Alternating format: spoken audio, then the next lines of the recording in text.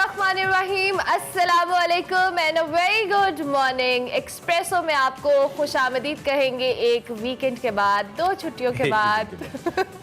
मैं अनला से बता चुकी हूँ। मैं हूँ इमरान, आपने नहीं बताया, अभी बताया। मैं हूँ Imran Hasan and I hope you had a good weekend.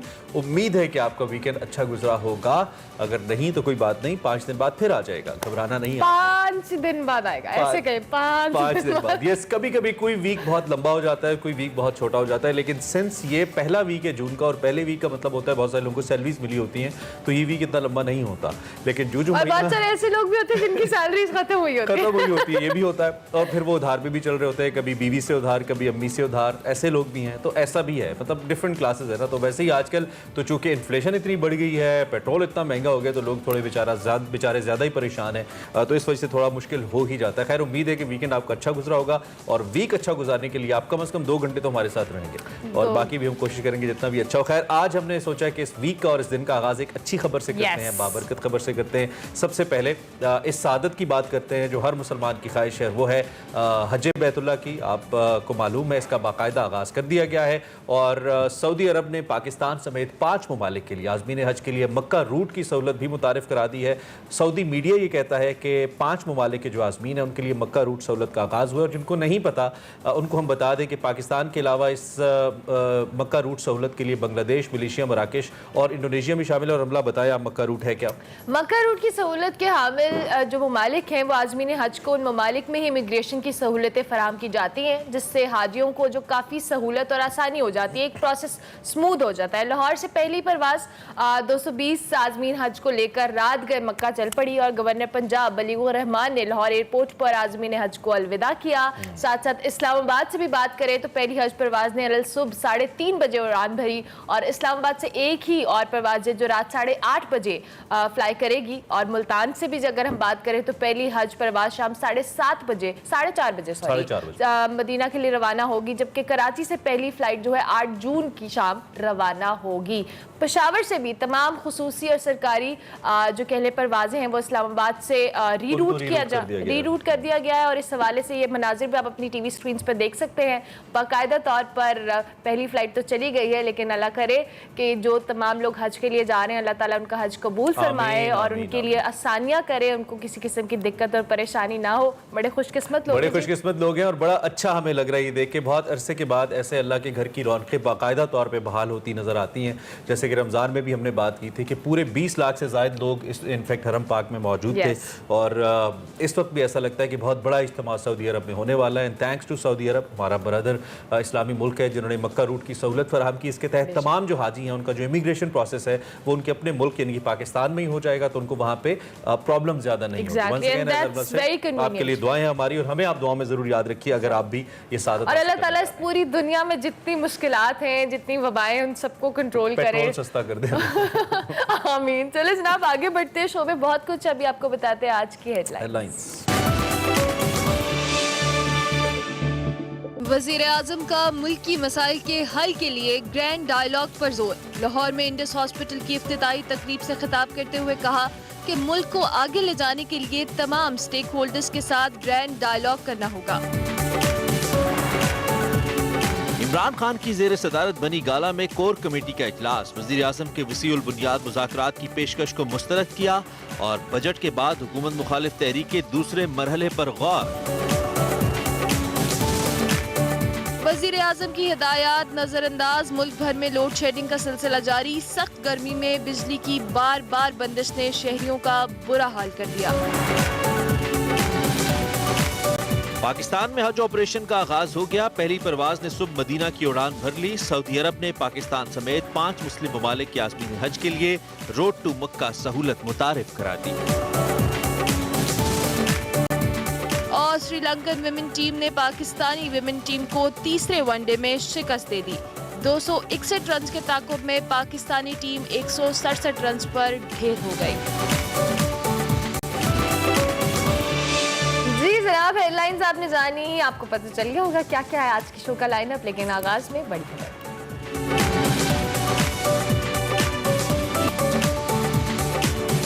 सबसे पहले सियासी और अब साथ साथ मुआशी सूरत हाल ज़्यादा हौसला अफजा नहीं है। वज़ीर आज़म शहबाज शरीफ ने मौजूदा जो सियासी और मुआशी सूरत हाल है या बहरान है, इसको हल करने के लिए तमाम जमातों को ग्रैंड डायलॉग का मशवरा दिया और कहा कि पाकिस्तान को अगर आगे चलाना है तो तमाम स्टेक होल्डर से बात करना होगी। अच्छे लोग किसी भी हुकूमत के साथ काम करें तो इसे सियासी रंग नहीं देना चाहिए। हमें अपनी पसंद नापसंद से बालातर होकर मुल्की मफादात में फ़ैसले करना होंगे। कौम की तरक्की और खुशहाली के लिए ज़ाती अना को मारना होगा, ऐसा भी कहा शहबाज साहब। हमें ग्रैंड डायलॉग करना होगा, बातचीत करनी होगी। तमाम जो स्टेक होल्डर्स हैं मिलकर अगर हमने इस पाकिस्तान को आगे चलाना है और उस डायलॉग के सनत और सेहत और तालीम के ऊपर कोई कॉम्प्रोमाइज़ नहीं होना चाहिए। ये हुकूमत आए या जाए, ये जो एरियाज हैं इसके ऊपर कोई हाथ ना लगा सके और वो मुल्क आगे बढ़ता रहे।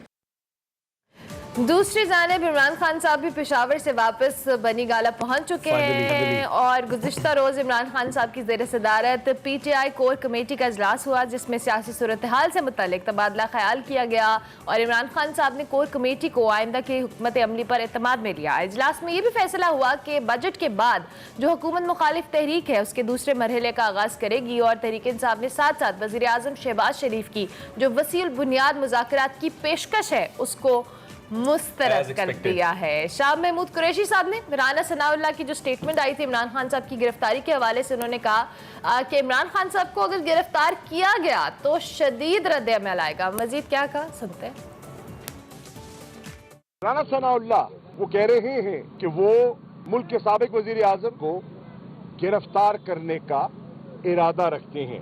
तहरीक इंसाफ की कोर कमेटी समझती है इससे बड़ी सियासी हिमाकत हो नहीं सकती और अगर हुकूमत का ये इरादा है और अगर वजीर दाखिला के ये इरादे हैं तो तहरीक इंसाफ की कोर कमेटी ये बावर कराना चाहती है कि उसका एक शदीद रद्द अमल आएगा।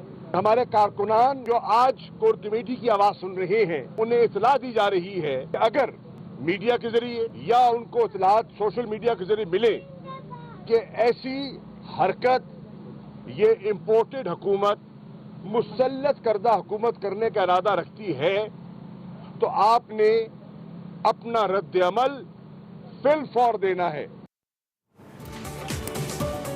जी जनाब, आपने सुना शाह महमूद कुरैशी साहब ने क्या कहा। इस हवाले से मजीद हम आपको बता दें तो तहरीक इंसाफ ने लॉन्ग मार्च की अभी तक कोई वाज़ेह तारीख नहीं दी है, मगर इस सारी सियासी और माशी सूरत हाल पर हम बात करेंगे। हमारे साथ आमिर इलियास राना साहब मौजूद है, हमारे ब्यूरो चीफ इस्लामाबाद, साथ साथ सीनियर तज्ज़ाकार भी हैं। आमिर साहब बहुत शुक्रिया and a very good morning. Imran Khan साहब के हवाले से तो हम आपको करेंगे ही डिस्कस, लेकिन सबसे पहले जो मुआशी चैलेंजेस हैं इस पर हम बात कर लेते हैं। ऑब्वियसली हुकूमत के लिए बहुत सारे चैलेंजेस हैं, कुछ ज़्यादा हौसला अफजा सूरत हाल हमारे सामने नहीं है और जो ग्रैंड डायलॉग का जो प्राइम मिनिस्टर कह रहे हैं शहबाज शरीफ, आपको लगता है कि ग्रैंड डायलॉग में इमरान खान साहब ने तो इस पेशकश को मुस्तरद किया है, बाकी तमाम स्टेक होल्डर्स को वो एक टेबल पर लाने के लिए तैयार हैं, आएंगे लोग और इससे कोई हल निकलेगा?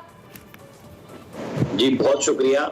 और सुबह माशाल्लाह आपने आगाज किया हज की खबरों से, मैं छोटी सी उसकी थोड़ी सी तफसील स्टार्ट में बता दूं। जरूर। का प्रोजेक्ट है उसमें आम आदमी के फहम के लिए कि बेशक इस्लामाबाद से इमिग्रेशन हो जाएगी पाकिस्तान के हवाई अड्डों से। असल में होता ये था कि सऊदी अरब में जाके घंटों हमारे आजमीन एयरपोर्ट पे पड़े रहते थे और फिर उनका सामान नहीं मिलता था, फिर मक्का जाते थे। तो अब ये फैसला किया है सऊदी गवर्नमेंट ने, कोरोना से पहले पाकिस्तान का एक एयरपोर्ट आया था, अब काफी आ गए कि जो लोग जाएंगे वो जहाज पे जब निकलेंगे तो वो ऐसे होगा जैसे डोमेस्टिक फ्लाइट से निकले और अपनी बसों में बैठेंगे और मक्का चले जाएंगे। उनका सामान उनके कमरों में पहुंचा दिया जाएगा, किसी को जरूरत नहीं होगी क्योंकि इमिग्रेशन यहाँ हो चुकी होगी। ये है एक आम आदमी के लिए रोड टू मक्का क्या है कि आप सिर्फ पे जाएं, उम्रा करें, अपना कमरों में जाएं, पहुंचे। अगर आप मदीना जा रहे हैं तो वहां पे आप अपने होटल जाएं और फिर मस्जिद नबवी पहुंच जाएं। अच्छा, अब जो आपने सवाल किया, जाहिर है कि माशी सरगर्मियों पे तो कल से ये बात चल रही है कि एक खलीजी मुल्क यानी वो कतर है जिनसे पाकिस्तान $3 अरब की गैस के ऊपर बातचीत कर रहा है, क्योंकि ये सारी चीजें रुकी हुई थी कि जब तक आप IMF की क्लियरेंस नहीं ले लेते हमारा कोई दोस्त मुल्क, क्योंकि दुनिया में एक ग्लोबल विलेज की सूरत है कि अगर आप एक जगह डिफॉल्ट करते हैं तो आप सब जगह डिफॉल्ट करते हैं। अब जो कल शहबाज शरीफ ने कहा ना कि हमसे 1.5 महीने का हिसाब मांग रहे हैं, और 3.5 साल, 3.25 साल का कोई हिसाब देने को तैयार नहीं, क्योंकि इमरान खान साहब ने बिल्कुल ठीक कहा था कि वो अंडे टमाटर का हिसाब देने नहीं आए, लेकिन वो ले जरूर रहे हैं साहब, और यही उनकी सियासत है। वो कामयाब भी है, इसमें उनका सौदा बिक रहा है। तो पाकिस्तान के जो माशी मुश्किलात हैं, जिसमें मैं और आप सबसे पहले यानी आम आदमी हिट होता है कि हमारी जेब से पैसे जाने शुरू हो गए इजाफी, पेट्रोल ही नहीं उसके अलावा भी हर चीज महंगी हुई। और ये ऐसी नहीं है कि इन लोगों को नहीं पता, जिन हुक्मरानों ने ये फैसले किए हैं इनको भी पता है कि सियासी तौर पे, लेकिन 2 फैसले करने थे। एक ये कि आप मुल्क चला लें, और एक ये कि आप सियासत करें। आप इलेक्शन में आते ही चले जाते। जो लोग बहुत सारे बात करते हैं कि जी इनको चाहिए ये था कि जैसे अदम इत्तेमाद की तहरीक कामयाब हुई थी, वजीर आजम बने थे, ऐलान करते कि जी हम इलेक्शन में जा रहे हैं। अच्छा, क्या पाकिस्तान को मंझधार में छोड़ दिया जाए? ये सवाल था बड़ा सबके लिए। कोई इसको समझेगा कि क्या ये जरूरत थी। असल में बात यह है कि एक वजीर आजम इमरान खान थे, जिन्होंने जब देखा कि उनसे अब मुल्क नहीं चलता, तो उन्होंने ऐसे फैसला किया और पेट्रोलियम की कीमतें फ्रीज कर दी, जिसके पैसे वाकई कहीं नहीं थे। और इमरान खान की जो सेकंड लास्ट कैबिनेट मीटिंग थी, उसमें सेक्रेटरी पेट्रोलियम उन पैसों की अप्रूवल के लिए गए तो उनको बेइज्जत करके बाहर निकाल दिया था। मैं कहा, आप समरी किसकी इजाजत से लगाए जब हमने आपको बुलाया नहीं है। लेकिन उनको ये पता था कि गवर्नमेंट जाने वाली है, कल को आने वाले इनसे पूछेंगे कि आपने इजाजत क्यों नहीं दी। ये वो कैच है जहां पे पूरी गवर्नमेंट फंसी। इनको बहुत ज्यादा बेरहमाना फैसला करना पड़ा, क्योंकि इसके अंदर कोई रहम, कोई गुंजाइश वाली तो बात ही नहीं है। उस पर मजाक उड़ रहा है, बेइज्जती भी हो रही है, लेकिन मुल्क आपको चलाना है, डिफॉल्ट करे। तो आपको पता है सऊदी अरब के साथ इमरान खान गवर्नमेंट का फैसला जो वायदा था IMF को छोड़ के, कि अगर आप कहीं डिफॉल्ट करेंगे तो सबसे पहले हमारे $3 अरब हम वापस लेंगे। जी जी जी जी, जो सूद पे है, झूठ नहीं है इसमें कोई। और ये खान साहब का मुआहदा, और ये उन्होंने किया। और IMF के साथ भी पेट्रोल की कीमतें बढ़ानी, उसमें तो सैलरीड क्लास की जुलाई में 1 जुलाई से जो तनख्वाह नई शुरू होनी थी, उसके अंदर बेताशा इजाफा भी शामिल था, जिसको अब मिफ्ता कह रहे हैं कि हम उधर नहीं डालेंगे। वो कैसे डालेंगे? अब देखें ना, बड़े इंडस्ट्रियलिस्टों के इंटरव्यू आए हैं कि सुपर टैक्स ना लगाएं। शौकत तरीन ने प्राइम मिनिस्टर इमरान खान को कहा था, जब वो ये तकरीर करने जा रहे थे, तो उन्होंने कहा सर इसमें आप सुपर टैक्स अनाउंस कर दें ताकि बड़े लोगों से बराह रास्त पैसा लें। लेकिन इमरान खान ने उन बड़े लोगों को भी बचा लिया और पब्लिकली भी एक ऐसा स्टांस लिया जो मुझे और आपको खुशी होती कि जी चले शुक्र है पैसे बढ़ने की बजाय रोक गए। तो वो एक ऐसी दलदल में पाकिस्तान आया जिसके अंदर अब PMLN उनके तादी और सबसे ज्यादा PMLN की अपनी क़यादत आई है। ठीक है। अच्छा, इस मुआशी कारकर्दगी के बावजूद आमिर इलियास राना साहब, अगर आप सोशल मीडिया तहरीक इंसाफ का देखें तो वो मुसलसल ये क्लेम करता नजर आता है कि जी हमारी जो एक्सपोर्ट्स थी पिछले 9-10 माह में रिकॉर्ड बढ़ी, रेमिटेंसेज, यस वो उसके अलावा उन्होंने कहा जी हमने जो मुख्तलिफ मुआशी रिफॉर्म्स की, जैसे कि इसमें कंस्ट्रक्शन सेक्टर के अंदर या रियल स्टेट सेक्टर के अंदर उन्होंने कहा जी हमने बड़ी रिफॉर्म्स की, लोगों को फैसिलिटेट किया, इससे बड़ी बेहतरी आई। तो वो तो इस चीज़ का क्रेडिट लेते नज़र आते हैं। कहते हैं कि हमारा जो ट्रेड डेफिसिट था वो हमने कम किया, एक्सपोर्ट्स में इजाफा हुआ, जो करंट अकाउंट डेफिसिट था उस पर हमने काम किया तारीख में पहली बार। तो वो तो क्रेडिट लेते नज़र आते हैं। लेकिन आप तजियाकार, आप जैसे तजियाकार हैं या जो मुस्लिम लीग नून के या हुकूमत के जो लोग हैं या इवन मईशत को समझने वाले लोग हैं, वो भी ये कहते नजर आते हैं कि नहीं ये पिक्चर उतनी ग्रीन नहीं है जितनी तहरीक इंसाफ दिखाती है। तो ये तजाद क्यों है? क्या तहरीक इंसाफ इन बयानात से जस्ट डिस्ट्रैक्ट कर रही है देखने वालों को, या वाकई हम उसे नहीं देख पा रहे जो तरक्की वो दिखा रहे हैं? वो तरक्की जहां हुई है वहां पे चलेंगे, कोई देखेंगे, ढूंढेंगे। वहां सैफुल मलूक झील पे चले जाएं, वहां शिट की शिट पड़ी है। 9 साल में आप फोर्ट के वजीर आजम ने एक जगह सफाई नहीं कराई। माउंटेन झील चले जाएं, वहां बाथरूम नए नहीं बने 9 साल में। इसको छोड़ दें, जो आपको अगली बात बताता हूँ, 124 रुपए पे निगरान हुकूमत ने डॉलर छोड़ा था और 189 पे इन्होंने छोड़ा। मुझे ये बताएं कि 189 उस वक्त का अब 196-97 पे है। डॉलर पे पेट्रोल लेके आप सस्ता कैसे दे सकते हैं? जब 100 रुपए पे डॉलर था इसाक डाल के दौर में, तो आप पेट्रोल 110-11 रुपए दे रहे थे। ये सारे माशी आदादोशुमार बिल्कुल दुरुस्त है। लेकिन क्या जब डॉलर की रुपए की डिवैल्यूएशन हुई, जिसकी कदर कम हुई, उसके नतीजे में जो महंगाई का अजाब आया वो किसने भुगता है? क्या वो उस वक्त के हुक्मरानों ने भुगता या मुझे आप हर आम आदमी ने भुगता? कौन सी चीज है जो अपनी प्राइस पे रहेगी? जाहिर है अब ये जो इन दिनों में बढ़े हैं उससे मजीद महंगाई हुई है, क्योंकि आपने जो पेट्रोल और डीजल है 60 रुपए बढ़ा दिया। कोई इसको ऑफर तो नहीं है, क्योंकि हमने पहले बात यही की पहले सवाल पे कि उससे किताब आया हुआ है महंगाई का। लेकिन आप मुल्क चला लें, इस महंगाई के ऊपर सियासत कर लें तो मुल्क तो नहीं चलता। तो सबसे पहले आपको मुल्क को डिफॉल्ट से निकालना है। ठीक है। चीजें जाहिर है 2-3 महीने के बाद आएंगी, इसीलिए इन्होंने ये कड़वा घूंट भरा। और जो लोग इलेक्शन के ख्वाहिशमंद थे समेत इमरान खान के और एस्टेब्लिशमेंट के, जहां से बात हो रही थी कि जी कोई बातचीत कर लें, तो जब इमरान खान ने 23 तारीख को इलेक्शन की डेट, धरने की डेट थी ना 25 की, मुझे बस छोटा सा मैं सम अप करता हूँ इस कहानी को, तो रात को मैसेज चला गया कि अब हम कोई इलेक्शन नहीं कराएंगे, इसने डेट दी है, इसका हम लॉन्ग मार्च देख लेंगे, लेकिन हम माशी फैसले सख्त करेंगे, जो सियासी नुकसान होगा हम वो भुगतेंगे, मुल्क चलाएंगे, लेकिन इतना ब्लैकमेल नहीं होगा। अब आप देखें जो शाह महमूद कुरैशी की गुफ्तगू सुनाई, कहीं भाग गए ना लॉन्ग मार्च से, नाउला एक बयान देता है, पूरी पीटीआई भागती है उसके पीछे। उसने कहा ये जो मुहाफिज खड़े हैं यही अरेस्ट कर लेंगे जब जमानत खत्म, क्योंकि जिन्होंने मशवरा दिया ना इमरान खान को, फंसवा दिया, जमानत करा ली है ना, अब जमानत अगर कहीं फंस गई तो इमरान खान को कैसे नहीं गवर्नमेंट अरेस्ट करेगी? या तो लीडर जमानतें कराए बगैर जुर्रत दिखाते, प्रेशर डालते कि मैं आ रहा हूँ इस्लामाबाद, बनी गाला और मुझे पकड़, ये तो बयान शहबाज गिल लोगों को बिठा बिठा के बता रहे थे। ओहो वहां चले गए। अच्छा आमिर साहब आपने इस हवाले से तो बात की, लॉन्ग मार्च के हवाले से कल शहबाज शरीफ साहब ने कहा है कि जो भी मुल्क को आगे ले जाने के लिए या मौशी सूरत हाल में संभालने के लिए हमें तमाम तर स्टेक होल्डर्स को साथ लेकर चलना होगा, और साथ साथ उन्होंने इमरान खान साहब को भी कहा, पेशकश की, लेकिन इमरान खान साहब ने तो कल इस कोर कमेटी के इजलास के बाद भी ये कह दिया कि जी हम इस पेशकश को मुस्तरद करते हैं, इलेक्शन की डेट दें तभी बात आगे बढ़ेगी।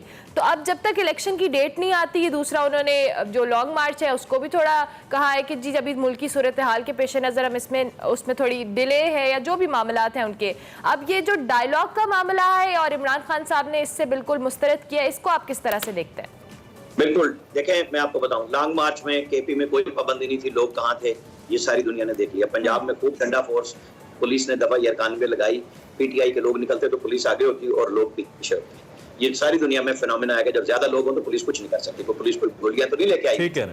तो उसके बाद ये भागे हैं, लॉन्ग मार्च अब नाम नहीं ले रहे। अब आ जाए डायलॉग, ये फर्क है पॉलिटिकल क़यादत का। इमरान खान को आसिफ अली जरदारी और शहबाज शरीफ ने जब ये वजीर आजम बने, पार्लियामेंट में खड़े होकर कहा कि मिसाक मईशत कर लें, आपने जो करना है करें, इसके ऊपर नहीं। यहीं से आज शहबाज शरीफ ने दोबारा कल जो गुफ्तगू की कि आप कुछ पैरामीटर्स तय कर लें कि इनके ऊपर हम नहीं करेंगे, डायलॉग कर लें। अब डायलॉग की बात साबिक justice chief justice Asif Saeed Khosa जब चीफ जस्टिस थे तब कह के, क्योंकि उन लोगों ने भी बड़ी तनकीद बर्दाश्त की पनामा फैसले के बाद कि भी मुल्क कहाँ चला गया है, कैसे हो गया। ग्रैंड डायलॉग के बगैर गुजारा नहीं है। आप बेशक भागते रहे, इनकार करते रहे, लेकिन आना पड़ेगा, आना पड़ेगा। अच्छा, आप इस वक्त ये वाहिद जमात है और इसकी लीडरशिप है आमिर इलियास राजा साहब, जो ये इस तरफ नहीं आ रही है। और मुझे याद है कि फ्लोर ऑफ द हाउस पे कौमी असम्बली में शहबाज शरीफ साहब एज अपोजिशन लीडर भी उन्होंने उस वक्त जब इमरान खान साहब प्राइम मिनिस्टर थे, अवाइल दौर था, तब भी उन्होंने कहा था कि आप एक चार्टर ऑफ इकोनॉमी साइन कर लें। और इनके अपने लगाए हुए शब्बर जैदी साहब जैसे जो सीनियर इकोनॉमिस्ट हैं वो ये बात करते नजर आते हैं कि चार्टर इकोनॉमी करें।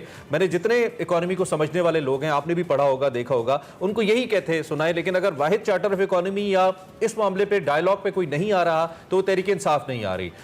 शायद उसकी तरजीहात सियासी ज्यादा और माशी कम है पाकिस्तान की, लेकिन लगता बज़ाहिर ऐसी है। इससे थोड़ा सा आगे बढ़ते हुए, चूंकि वक्त कम है, आपने चूंकि गिरफ्तारी का जिक्र किया और बड़ा शोर है इस गिरफ्तारी का, प्रीएम्प्ट भी करी है तहरीक इंसाफ। परसों तरसों बाबर अवान साहब के एक बयान ने बड़ा पैनिक भी किया तहरीक इंसाफ और इमरान खान साहब के चाहने वालों को, जी अगले 24 घंटे आम है, बनी गाला को जहन में रखें, कुछ भी हो सकता है, और बड़े खतरनाक किस्म के अल्फाज उन्होंने इस्तेमाल भी किए। तो ये गिरफ्तारी अगरचे के कानून के मुताबिक होगी अगर जमानत कैंसिल होती है, लेकिन क्या हुकूमत के हक में है इमरान खान साहब को गिरफ्तार किया जाना? और तहरीक इंसाफ की सियासत जो कि इस वक्त थोड़ी सी मुश्किलात का शिकार है लॉन्ग मार्च की नाकामी के बाद, उस पर क्या असर होगा इन केस अगर इमरान खान साहब गिरफ्तार होते हैं?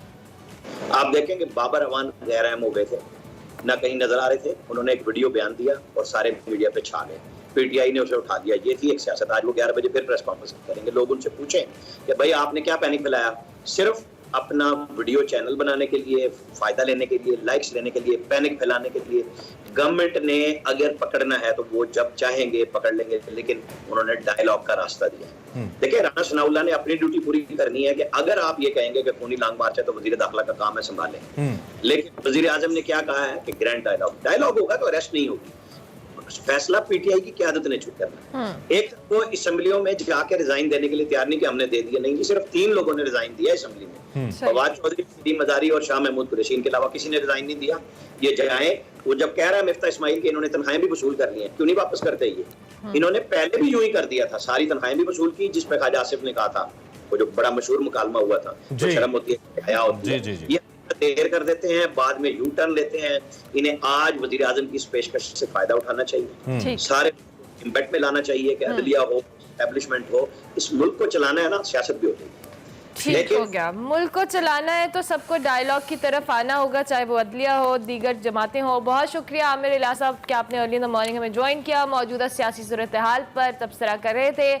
आप डायलॉग की पेशकश की है, इमरान खान साहब ने उसे मुस्तरद किया है, लेकिन आमिर इलियास राना साहब के मुताबिक अगर मुल्क को संभालना है तो सबको डायलॉग की तरफ आना होगा। और अगर एक बात डायलॉग से हल हो सकती है तो आप क्यों ना करें, क्यों आप तसादुम की तरफ जाएं? पॉलिटिक्स होती रहेगी, प्लीज़ पहले पाकिस्तान के बारे में सोच लें। खैर आगे बढ़ते हैं और एक और कमाल खबर आपके साथ शेयर करते हैं और फिर हम ब्रेक पे जाएंगे। Spanish star superstar Rafael Nadal के हवाले से, जिन्होंने फ्रेंच ओपन टेनिस इवेंट का टाइटल एक बार फिर जीत लिया। फाइनल में उन्होंने नॉर्वे के कैस्पर रूरट को शिकस्त दी, उनको शिकस्त का सामना करना पड़ा। उनके मुकाबले में फ्रांस के शहर पेरिस में साल का दूसरा ग्रैंड स्लैम इवेंट ये मुनक्किद हुआ, जिसको राफेल नडाल ने जीत लिया। और फाइनल में नडाल के तजर्बे के आगे नौजवान कैस्पर बिल्कुल ऐसे लगता था बेबस नजर आए। उन्होंने स्ट्रेट सेट्स में कामयाबी समेटी। उनकी जीत का स्कोर 6-3, 6-3 और 6-0 रहा। That's pretty brilliant. Rafael Nadal ने अपने करियर का 14वां ये फ्रेंच ओपन जीता है, जबकि अगर हम बात करें तो उनके करियर का 22वां ग्रैंड स्लैम टाइटल है। 36 साल उनकी उम्र है और फ्रेंच ओपन जीतकर इस उम्र में इतने ज़्यादा वो तारीख के सबसे उम्र रसीदा खिलाड़ी बन गए हैं जिन्होंने ये ग्रैंड स्लैम टाइटल अपने नाम किया है। So this is great for the Nadal fans out there. Break लेंगे जी, ब्रेक के बाद हाजिर होंगे। आप देखते रहिए Expresso. Welcome back to Expresso. Pakistan की मईशत को, ख़ासतौर पे पाकिस्तान के मुख्तलिफ शोबों को बहुत ज़रूरत है कि उसमें सरमायाकारी बढ़े, पाकिस्तान मुआशी तौर पे मजबूत हो। बहुत सारे ऐसे पाकिस्तानीज़ हैं जो मकामी पाकिस्तानीज़ भी हैं, एक्सपैट्रियट्स भी हैं, जो कि ओवरसीज़ पाकिस्तानीज़ भी हैं, जो कि काम कर रहे हैं इस चीज़ के लिए। बैरून मुल्क सरमायाकारों को सरमायाकारी के लिए जो पाकिस्तान के अंदर हो सकती है राग़िब करने के लिए काम करें। हमारे साथ आज लाहौर से ताल्लुक़ रखने वाले अली फ़ाहद मौजूद हैं। आप हमारे शो के ज़रिए पहले भी इनसे मिल चुके हैं।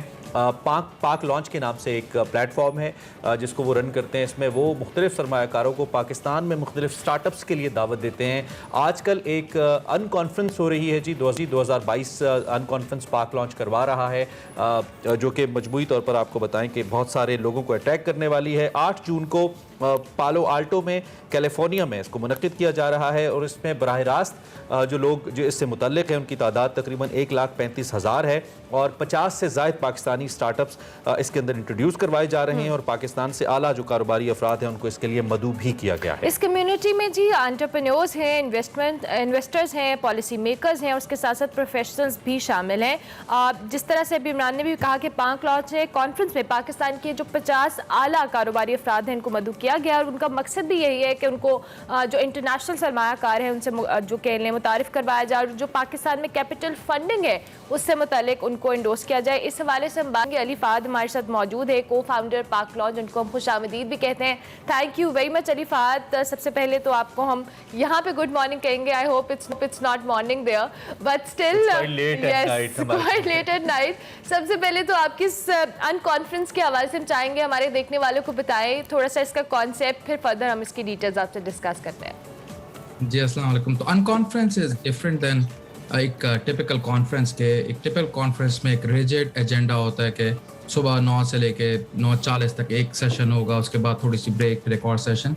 अनकॉन्फ्रेंस में जो पार्टिसिपेंट होते हैं दे डिटरमिन द एजेंडा कि पूरे दिन में उन्होंने क्या क्या चीज़ें डिस्कस करनी है। तो इसमें नेटवर्किंग की अपॉर्चुनिटीज़ काफ़ी ज़्यादा होती हैं, लेकिन अनकॉन्फ्रेंस में आप ज़्यादा लोग नहीं बुला सकते। तो हम लोग हमारा आइडिया इसमें ये है कि हम 50 लोग पाकिस्तान से लेकर आ रहे हैं, some of the best tech startups, और उनको इंट्रोड्यूस कराएंगे 50 इन्वेस्टर्स के साथ, इनेबलर्स के साथ बे एरिया के अंदर। अच्छा, ये जो स्टार्टअप्स है जो कुछ लोगोस में देख रहा हूँ, इसमें तो कुछ वेल एस्टेब्लिश्ड ऑर्गेनाइजेशन के लोगोस भी नजर आ रहे हैं। आर दे द स्पॉन्सर्स या फिर इन लोगों की फर्दर एक्सपेंशन के लिए भी आप लोग पिच करने जा रहे हैं, और जो स्टार्टअप्स हैं वो सिर्फ नए ही हैं या ग्रोइंग है? जरा थोड़ा एक्सप्लेन कीजिए हमारे लिए। हमारे पास स्टार्टअप दोनों स्टेज पे हैं, जो थोड़े से अर्ली स्टेज भी हैं और कुछ काफ़ी वेल एस्टैब्लिश भी हैं, जैसा मेड्स एंड मोर है जिन्होंने 11 मिलियन रेस कर चुके हैं, वो लोग भी यहाँ पे होंगे। दस्तगीर ने तकरीबन 6-7 मिलियन रेस किया हुआ है, वो लोग भी यहाँ पे मौजूद होंगे। पाकिस्तान के जो पाकिस्तान बेस्ड बड़े वेंचर कैपिटल फंड्स है, जैसा लैक्सन हो गया, जैन कैपिटल, वो लोग सरमायाकार I2I वो सारे के सारे यहाँ पे मौजूद होंगे। जो आप लोगों का जिक्र कर रहे हैं, आई थिंक वो हमारे स्पॉन्सर्स हैं to make this event happen, क्योंकि जो पालो आल्टो में कर रहे हैं, this is it will be a very exclusive event और काफी महंगा इवेंट हम करने जा रहे हैं। ओके, अल्लाह करे बहुत अच्छा हो, बहुत अच्छी आपकी सोच है। क्या किसी स्पेसिफिक सेक्टर को भी फोकस कर रहे हैं आप? जैसे आजकल आईटी की बड़ी धूम है पाकिस्तान में, कल प्राइम मिनिस्टर ने भी इस पे बात की, इससे पहली वाली हुकूमत ने आईटी पॉलिसी भी दी थी और फैसिलिटेट किया था आईटी एक्सपोर्ट्स को। तो क्या ज़्यादा फोकस आपका इस तरफ है या फिर मुख्तलिफ शोबों पर आप लोग काम कर रहे हैं? हमारा फोकस टेक स्टार्टअप के ऊपर है, इसमें सारे सेक्टर्स मौजूद हैं। हमारे पास काफ़ी हेल्थ टेक की कंपनीज आ रही हैं जो हेल्थ से रिलेटेड प्रॉब्लम सॉल्व कर रही हैं पाकिस्तान के अंदर। हमारे पास एजुकेशन से रिलेटेड, ई कॉमर्स से रिलेटेड। सो इस इवेंट पे लोग काफ़ी अलग अलग सेक्टर से आएंगे। हमारा बल्कि गोल ये है कि एग्री टेक और सारे सेक्टर रिप्रेजेंटेड हों जितने हम कर सकते हैं। ओके, अच्छा, लास्ट ईयर आप लोगों ने द नेक्स्ट बिग थिंग के नाम से कॉन्फ्रेंस कराई थी और उसका मैं ज़रूर जानना चाहूँगी कि ऑब्वियसली इस तरह की कॉन्फ्रेंस को कंडक्ट करवाना जहाँ पे आप इंटरनेशनली पाकिस्तान से भी लोगों को इन्वाइट करते हैं और दीगर सरमायाकार भी वहाँ पे मौजूद होते हैं मुख्तलिफ फील्ड से, जैसे आपने खुद मेंशन किया, इम्पैक्ट कितना आता है और फिर इसका जो आउटपुट है वो कितना फ्रूटफुल रहता है? ऑब्वियसली बहुत सारे लोगों को जहाँ हेल्प भी होती है, उस हवाले से भी हमारे साथ शेयर करें। तो हमने कॉन्फ्रेंस कराई थी सितंबर में पिछले साल, हमारी शायद पहले बात हुई थी कॉन्फ्रेंस से। बिल्कुल। उस कॉन्फ्रेंस को 25,000 लोगों ने साइन अप किया, 1 मिलियन से ऊपर उसको देख चुके हैं और हम लोगों ने पिछले 12 महीने में तकरीबन 80 पाकिस्तानी स्टार्टअप पाकिस्तान के अंदर या स्टार्टअप जिनके पाकिस्तानी को फाउंडर्स हैं पाकिस्तान से बाहर लेकिन उनका कनेक्शन होना चाहिए पाकिस्तान से, उनको तकरीबन $70 मिलियन से ऊपर ज़्यादा रेज करके दिया है। तो hopefully some of that money will go into Pakistan. तो हमारा गोल ये कोई भी चीज़ हो, पाक लॉन्च का हम लोग एक नया विजन रिलीज किया, पाक लॉन्च 2030। विजन ये है कि हमने 2030 से पहले पाकिस्तान को टॉप 10 टेक स्टार्टअप इकोसिस्टम में लेकर आना है पूरी दुनिया के अंदर। That's a great idea. तो आपका बेसिकली क्राइटेरिया क्या है जो आप स्टार्टअप्स को साइन कर रहे हैं, I mean to bring them on? क्या आपका क्राइटेरिया क्या है? किस बेस पे आपने 50 सेटअप्स या स्टार्टअप्स को सिलेक्ट किया? हमने काफ़ी स्टार्टअप किए कि through a lot of them, हमारे पास 800 से ऊपर स्टार्टअप्स ने अप्लाई किया था। हमारा गोल ये था कि हर सेक्टर में से स्टार्टअप जो कि look at their business case और through recommendations and a lot of them कि हमने उनके इंटरव्यूज किए काफ़ी लोगों के, 2-3 बार। तो अगर मैं थोड़ा सा अली आपसे कहूँ कि थोड़ा सा अगर आपके माइंड में हो बाइफर्केशन इसकी कि किस सेक्टर से कितने % है, मैं सिर्फ रुझान देखना चाहता हूँ कि इन स्टार्टअप्स का रुझान किस तरफ है ज़्यादा।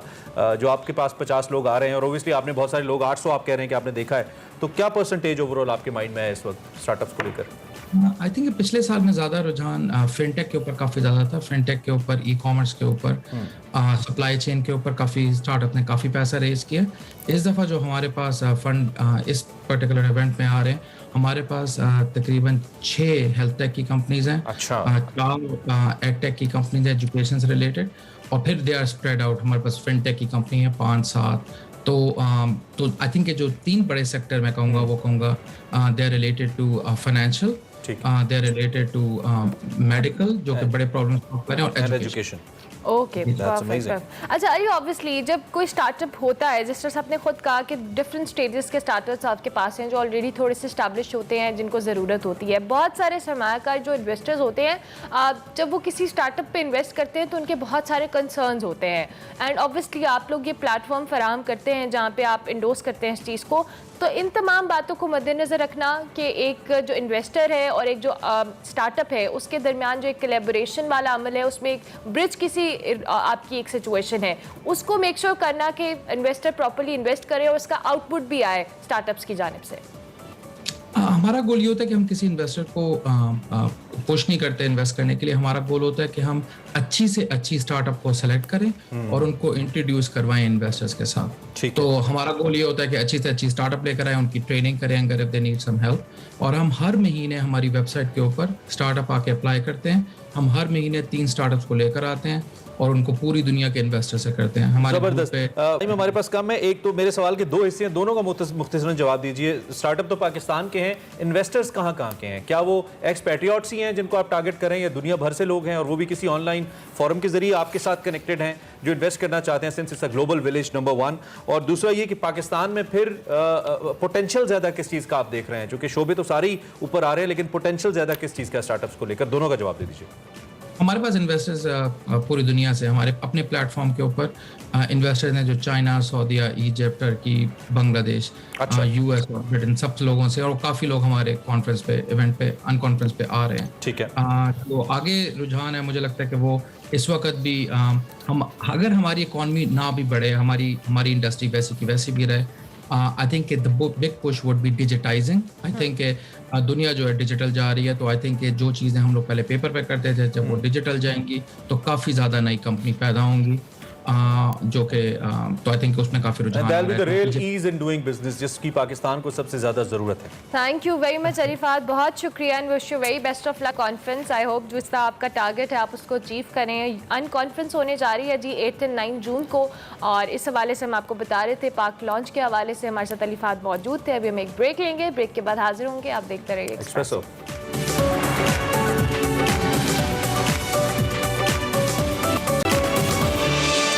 अब कुछ बात करते हैं आपके हमारे हम सब के दुख की। मैं वैसे पसंदीदा कहने लगा था, लेकिन I am sorry my dear viewers for saying this. शदीद गर्मी है मुल्क भर में, शदीद बदतरीन लोड शेडिंग है।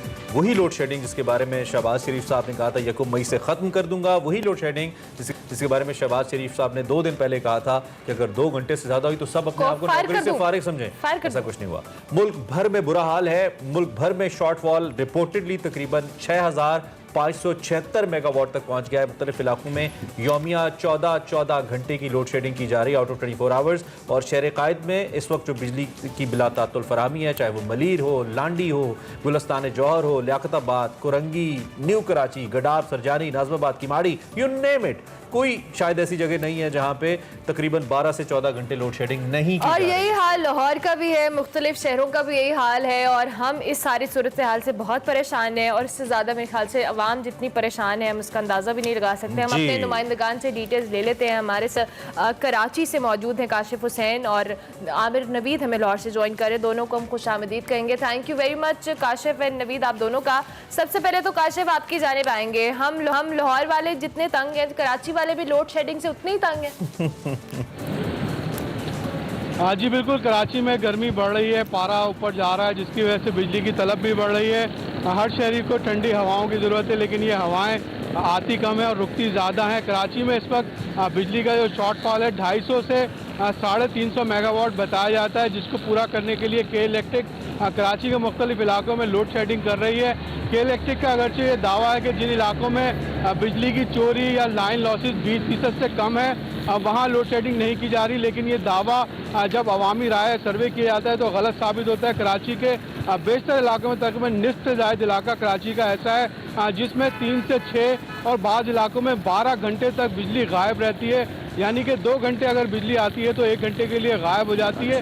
ये सिलसिला सिर्फ अगर दिन तक ही महदूद रहे तो शहरी फिर भी इसको झेल लेंगे, लेकिन जब निस्फ शब में पूरे दिन की थकान के बाद आप सो रहे होते हैं और बिजली गायब हो जाए, बच्चे इसमें परेशान होते हैं, बुजुर्ग परेशान होते हैं। ये तमाम तर सूरत हाल है जिसका वज़ीर आला सिंध ने भी नोटिस लिया। 2 रोज़ कबल उन्होंने के इलेक्ट्रिक के CEO से मुलाकात की, मोनिस अलवी साहब से, और उनसे पूछा कि इस लोड शेडिंग की वजह क्या है। तो मोनिस अलवी साहब का ये कहना था कि के इलेक्ट्रिक के विफाक के साथ कुछ मसाइल हैं, मामलात हैं। के इलेक्ट्रिक के विफाक पर पैसे निकलते हैं, जिस पर वज़ीर आला सिंध ने कहा सूबाई वज़ीर तवानाई इम्तियाज़ शेख को कि इनका यह मसला हल कराया जाए विफाक से, ताकि कराची के शहरियों को बिला रुकावट बिजली मुहैया हो सके। कराची में बिजली का जब बहरान आता है तो पानी का बहरान साथ होता है, गर्मी है, हर घर में पानी की शदीद ज़रूरत है, और जब ये बिजली की मोटरें नहीं चलती, वाटर पंप नहीं चलते, तो बिजली का भी बहरान के साथ पानी का बहरान पैदा हो जाता है। बिल्कुल ठीक है। आमिर भी चूंकि हमारे साथ हैं। Aamir, over to you. Question is the same and I think situation is also same.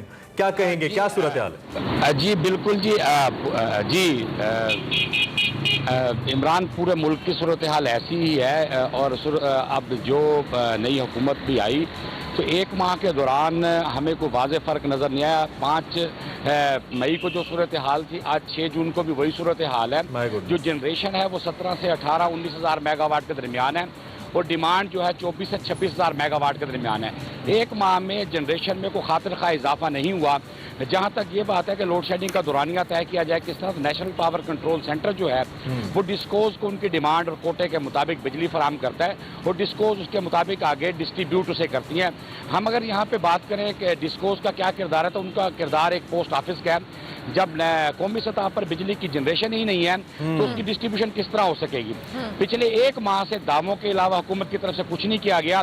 Fuel आ रहा है जी, फ्यूल जा रहा है जी, हमने मेंटेनेंस कर ली जी, बंद पड़े हुए थे जो वो चला दिए। लेकिन सूरत हाल आज भी अगर आप डाटा उठाएं पावर डिवीजन का ही, मैं गैर सरकारी हवाला नहीं दूंगा, तो आज भी जनरेशन की वही सूरत हाल है जो एक माह पहले थी। जनरेशन बढ़ेगी नहीं। लेकिन आमिर, एक जो लॉजिक हमें काशिफ ने बताई है, जो के इलेक्ट्रिक ने लॉजिक अपने जो उनके चीफ मिनिस्टर को दी है कि जी हमारे कुछ मॉनिटरी मसाइल हैं, वो हल होंगे तो सूरत हाल बेहतर होगी। ऐसा मसला कुछ विफाक और पंजाब का तो नहीं है, चूंकि दोनों में एक ही जमात की हुकूमत है और वालिद साहब वजीर आजम हैं, उनके जो बेटे हैं वो वजीर आला हैं, तो ये मसला यहाँ पे तो लैक ऑफ कोऑर्डिनेशन तो नहीं होना चाहिए। नहीं इमरान साहब, ऐसा नहीं है। पाकिस्तान में 10 डिस्ट्रीब्यूशन कंपनीज हैं जिसमें लेस्को, गैपको, मैपको, हेस्को वगैरह। के इलेक्ट्रिक वाहिद पावर डिस्ट्रीब्यूशन कंपनी है जो इंडिपेंडेंट, जिसे हम प्राइवेट कह सकते हैं। तो के इलेक्ट्रिक को हम अलहदा देखेंगे। के इलेक्ट्रिक के मामलात हो रहे हैं, रेस्ट ऑफ द जो है कंट्री वो और मामलात हैं।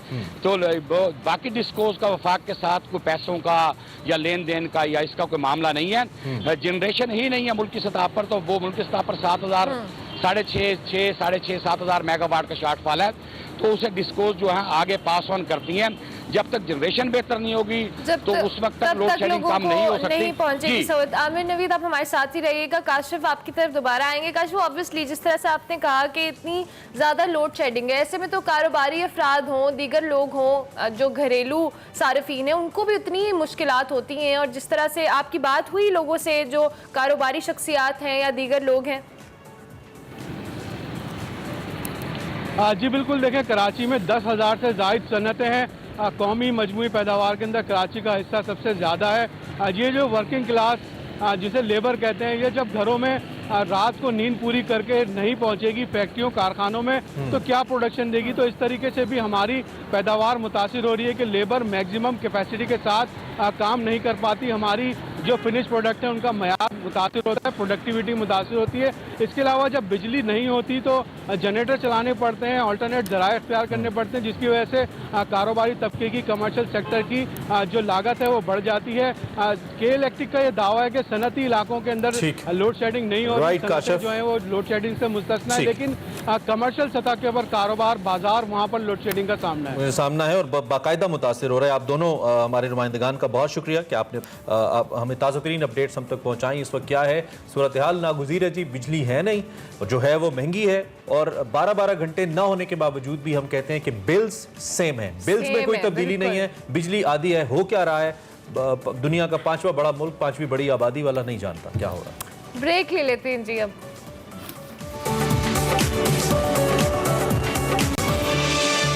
Welcome back to Expresso show के दूसरे हिस्से में आपको खुशामदीद कहेंगे। प्रोग्राम में आगे बढ़ेंगे। दूसरा घंटा शुरू हो चुका है। दूसरे घंटे में आज यूजुअल हमारे पास बहुत कुछ होता है। दिखाते हैं आपको आज की हेडलाइंस।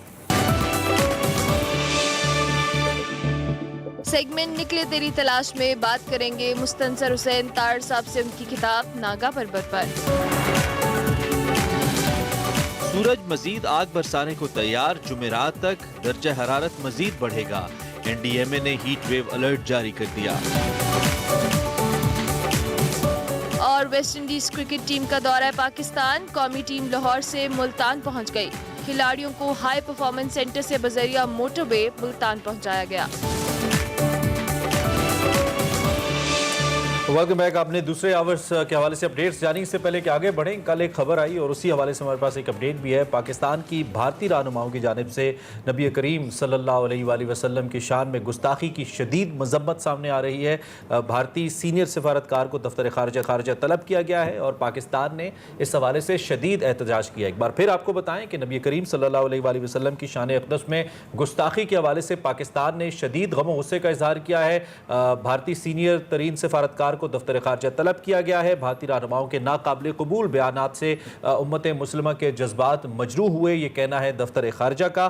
कल वज़ीर आज़म मोहम्मद शहबाज शरीफ साहब ने इस हवाले से ट्वीट भी किया था, जिसमें उन्होंने बाकायदा तौर पर इस मसले को एड्रेस किया था। और उससे पहले जो मुख्तलिफ गल्फ ममालिक हैं उन्होंने भी, अरब ममालिक हैं, उन्होंने भी इस हवाले से अपनी रिजर्वेशंस का इजहार किया था।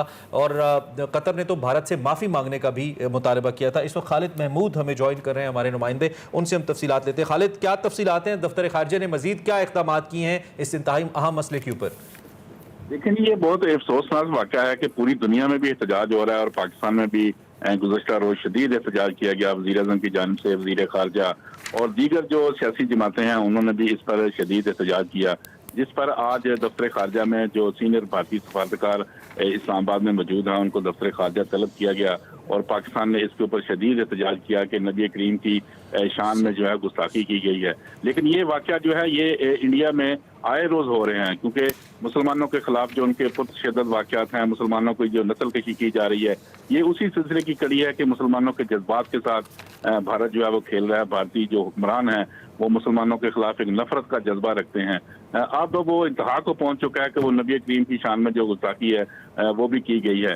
इस पर पाकिस्तान ने आज शदीद एहतजाज किया और भारतीय सीनियर सफारतकार को मैसेज दिया है कि ऐसे इक़दाम की रोकथाम की जाए और जो लोग इसमें मुलव्वस हैं उनके खिलाफ कार्रवाई की जाए। खुसूसन जो बीजेपी के मरकजी रहनुमा हैं जिन्होंने ये स्टेटमेंट दी थी उनके खिलाफ कार्रवाई की जाए, क्योंकि इससे पाकिस्तान समेत दुनिया भर के जो मुसलमान हैं उनके जज्बात मजरूह हुए हैं। इस पर पाकिस्तान ने आज बाज़ाब्ता तौर पर भारतीय हुकाम से एहतजाज किया है और कार्रवाई का भी मुतालबा किया है। ठीक है, आपने कहा कि मैसेज दिया खालिद महमूद, क्या बाकायदा तौर पे तलब किया है भारतीय सफारतकार को या पैगाम दिया गया है? लेकिन जी आज सीनियर सफारतकार को दफ्तर खारजा में बुलाया गया और पाकिस्तान ने इसके ऊपर बाज़ाब्ता एहतजाज किया। पाकिस्तान ने तहरीरी तौर पर भी भारतीय हुकाम के हवाले जो है वो डिमांड किया और पाकिस्तान का ये कहना था कि ये जो लोग जिनकी वजह से ये सारा इश्तियाल फैला, जो लोग इस बयानबाजी में मुलव्वस हैं, जिनमें 2 बीजेपी के मरकजी रहनुमा जो हैं वो शामिल हैं, इनके खिलाफ कार्रवाई की जाए। पाकिस्तान ने बाकायदा नाम लेकर ये एहतजाज किया और रिटर्न भी एहतजाज किया और दफ्तर खारजा बुलाकर उनको बावर कराया गया कि ऐसे वाक़यात की रोकथाम की जाए और जो भी लोग इसमें मुलव्वस हैं उनके खिलाफ कार्रवाई। ठीक है खालिद महमूद, बहुत शुक्रिया आपका इस तफसीलात से और इस खबर से आगाह करने के लिए। पाकिस्तान के दफ्तर खारजा ने बाकायदा तौर पर भारत से एहतजाज किया है, भारत के सीनियर सिफारतकार को बुलाकर एहतजाज किया गया है और इस हवाले से मजीद इक़दाम भी करने की ज़रूरत है। मजमूई तौर पर जो सूरत हाल बनी है, नूपुर शर्मा जो कि तर्जुमान है भारतीय जनता पार्टी की, उन्होंने एक टेलीविज़न शो के अंदर नबी करीम सल्लल्लाहु अलैहि वसल्लम की ज़ात मुक़द्दस के बारे में इंतहाई बेहुदा किस्म के अल्फाज और गुस्ताखाना अल्फाज का इस्तेमाल किया, जिस पर वहाँ पर मौजूद मेज़बान ने भी कुछ खातिर खां उनको नहीं रोका और उनके सामने जो मौजूद थे दूसरी पार्टी के रहनुमा वो भी कोशिश करते रहे। लेकिन इससे पूरी दुनिया के जो मुसलमान हैं उनके जज्बात यकीनी तौर पर मजरूह हुए, न सिर्फ पाकिस्तान में बल्कि दुनिया भर में इस पर एहतजाज भी किया जा रहा है। इस वक्त हमारे साथ ताहिर महमूद अशरफी साहब मौजूद हैं, उनसे हम इसी हवाले से बात करते हैं। हाफिज साहब, थैंक यू वेरी मच, आपने ज्वाइन किया। ये वाकया नया नहीं है, लेकिन मैंने इस बयान के बाद भी नूपुर शर्मा का एक इंटरव्यू सुना जो उन्होंने इंडिया टुडे को आई थिंक दिया और उसमें भी वो ये कहती नजर आई जैसे ऐसा लगता है कि वो अपनी बातों के ऊपर कायम है, वो बातों से हिली नहीं है, हटी नहीं है, यानी कि उनको कोई शर्मिंदगी नहीं है, अगरचे की तरह उन्होंने मकरू फेल किया है। आप इस पर क्या कहेंगे? क्या सिर्फ काफ़ी होगा ये एहतजाज करना या इससे आगे बढ़कर हमें कुछ करना होगा? बिस्मिल्लाहिर्रहमानिर्रहीम, नहमदुहु व नुसल्ली व नुसल्लिमु अला रसूलिहिल करीम। देखिए, गुजारिश ये है कि अमली इक़दामात हमें उठाने होंगे। मुस्लिम उम्मा को जो है अल्हम्दुलिल्लाह, अल्लाह का शुक्र है कि जिस अंदाज से इस वक्त रद्द अमल पूरे आलम इस्लाम में आया है और दुनिया में आया है, माजी में हम देखते थे कि हिंदुस्तान के मसले पर इस तरह का रद्द अमल जो है वो कम आता था। लेकिन चूंकि रसूलुल्लाह सल्लल्लाहु अलैहि वसल्लम से हर अमन पसंद, हर मुसलमान मोहब्बत करता है, हर इंसान मोहब्बत, पूरी दुनिया जो है वो हिंदुस्तानी मसनूआत का बाइकाट किया जा रहा है और हिंदुस्तान के इस रवैये के खिलाफ जो है पूरी दुनिया में एहतजाज हो रहा है। रात आप देखिए, सऊदी अरब, कतर, कुवैत, उर्दन, मिस्र, हर जगह से आवाज बुलंद हो रही है और आज इंशाअल्लाह ताला पाकिस्तान उलमा कौंसिल के प्लेटफार्म से भी हम तमाम जो मुस्लिम उम्मा के मजहबी कायदीन हैं उनसे भी राब्ता कर रहे हैं और वजीर आजम पाकिस्तान मियाँ शहबाज शरीफ साहब ने गुज़श्ता रात जो बयान दिया है वो आलम इस्लाम के और पाकिस्तान के मुसलमानों की तर्जुमानी है।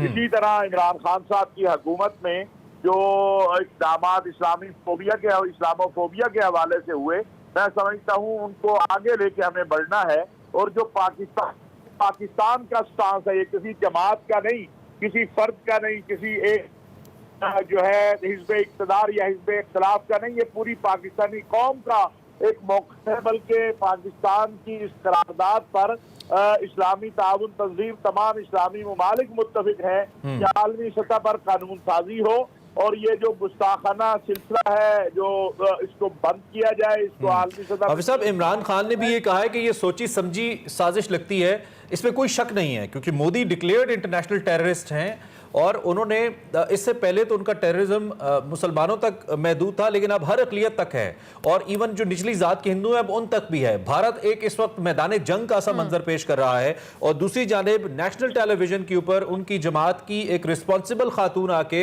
नबी करीम की शान में गुस्ताखी की जिसारत करती है, तो इसको तो इंटरनेशनली कंडेम करना चाहिए। OIC के इस हवाले से क्या समझते हैं कि आप क्या जिम्मेदारी है, और दूसरा ये क्या इसको अक़वाम मुत्तहिदा तक भी लेके जाना चाहिए, जब हमारे उठाए जाने पर अक़वाम मुत्तहिदा भी इस्लामोफोबिया के खिलाफ एक दिन मनाने पे मजबूर हुआ है, तो इसको वहां तक भी ले जाया जाए इस मामले को।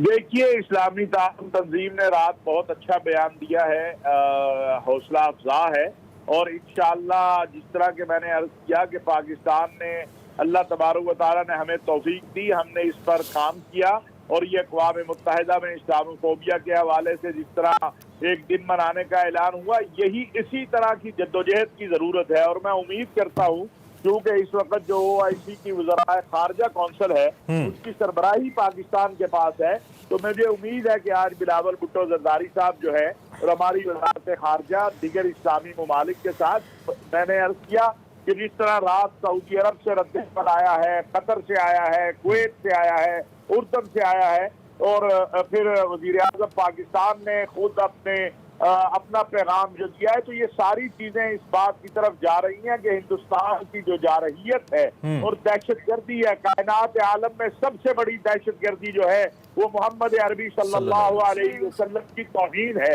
इससे बड़ी दहशतगर्दी हो नहीं सकती है। और एक चीज मैं जहां भी इस वक्त हमें देखा सुना जा रहा है, मैं हर अमन पसंद इंसान से ये कहूंगा, सिर्फ मुसलमानों से नहीं, कि वो जब तक हिंदुस्तान सरकारी सतह पर इस पर माफी ना मांगे, इस मलूना को और इसके साथियों को गिरफ्तार ना करे, उस वक्त तक हिंदुस्तान की मसनूआत का बाइकाट किया जाए जो कि इस वक्त जारी है।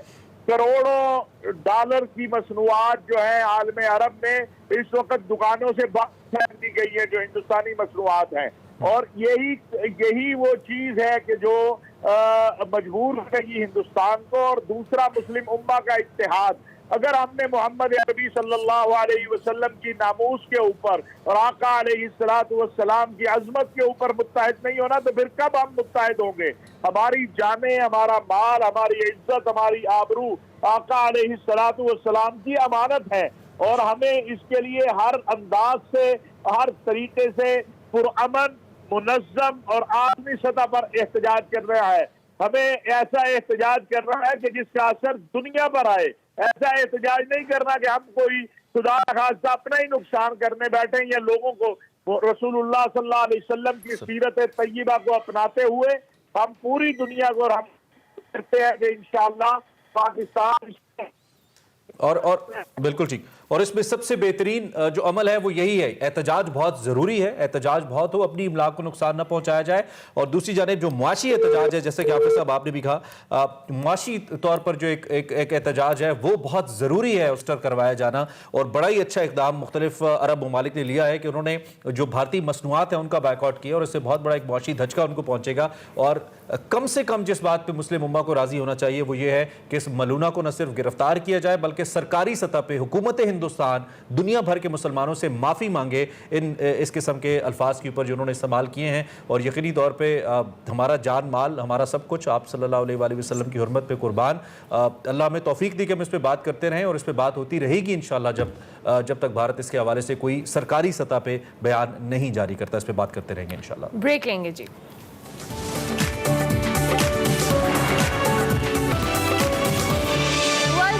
टू एक्सप्रेसो ब्रेक के बाद हाजिर हो चुके हैं जनाब, और अब आपको दिखाते हैं हमारा सेगमेंट निकले तेरी तलाश में, जिसमें बात हो रही है मुस्तंसर हुसैन तार साहब की किताब नांगा पर्वत पर। तो देखते हैं आज का सेगमेंट।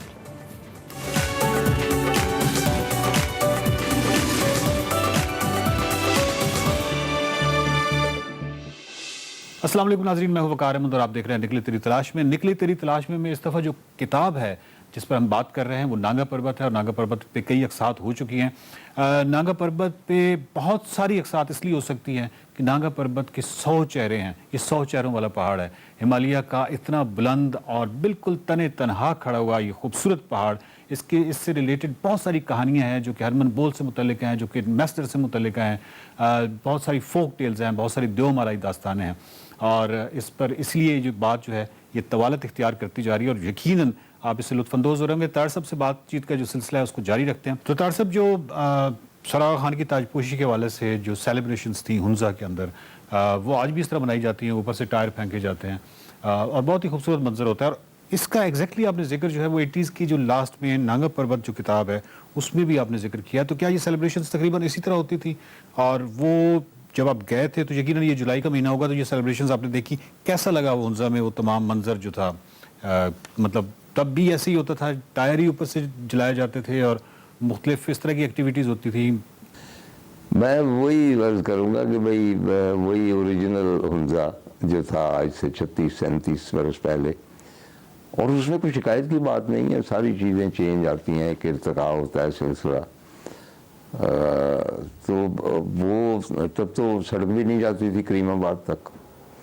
आप उतरते थे वहाँ पे नीचे, क्या नाम है गांव का, गणेश, और वहाँ से एक कच्चा रास्ता ऊपर जाता, और एक जीप जो थी वो कभी आ जाती थी कभी नहीं आती थी, तो वो पैदल हम ऊपर लोग। अब तो right in the heart of Hunza जाती है ना, और दर्जनों होटल खुल गए हैं। तब होटल भी एक दो थे, माउंटेन व्यू था, और एक ये था, ये हुंजा इन था। तो कच्ची सड़कें थी सारी, अब तो पक्की हो गई। और मतलब उस पर अगेन, और उसके ऊपर किला जो था वो उजड़ा हुआ था बहुत। लेकिन ये था कि उस सारे में एक वही, जिस तरह आपको पता है ना कि वो शैंग्री-ला का कॉन्सेप्ट है, कि जिसके बारे में लोगों को मालूम नहीं है, लेकिन वहाँ के लोग बड़े अच्छे हैं, और वहाँ कोई बूढ़ा नहीं होता, और वो एक फैंटेसी जो है। तो शैंग्री-ला के करीब तरीन अगर कोई चीज़ आती थी ना उन ज़मानों में, अब नहीं। अब तो वहाँ पे ब्यूटी पार्लर भी खुल गए, वहाँ पे अपना ये बर्गर बिक रहे हैं, और मतलब वो शालमी टाइप वहाँ पे मार्केटें हैं, वो अलग बात है, अच्छी बात। तो तब वो एक बहुत ही खामोशी वहाँ पे, एक अज़ली खामोशी थी। मतलब पूरे करीमाबाद में कहीं एक परिंदा बोलता था ना, तो उसको आपकी आवाज़ उसको आती थी। तो उन दिनों आगा खान की ताजपोशी की ज़ाहिर है कि इस्माइली हैं वो, और बहुत ऑर्गेनाइज्ड लोग और पढ़े लिखे लोग हैं। तो उनकी सालगिरह थी, तो मुझे किसी लोकल दोस्त ने कहा कि आज आप ठहर जाएं। तो मुझे एक जगह बुलंदी पे ले गए, और वो भी एक हैरतनाक मंजर था, क्योंकि चिरागा तो उन्होंने किया हुआ था मुख्तलिफ पहाड़ियों पे, लेकिन एकदम मैंने देखा कि रोशनी के गोले से हैं, और वो लुढ़कते चले आ रहे हैं पहाड़ों से नीचे, और दर्जनों के हिसाब से, और पहाड़ रोशन। अच्छा, मुझे अब समझ नहीं आ रही कि ये शय क्या है।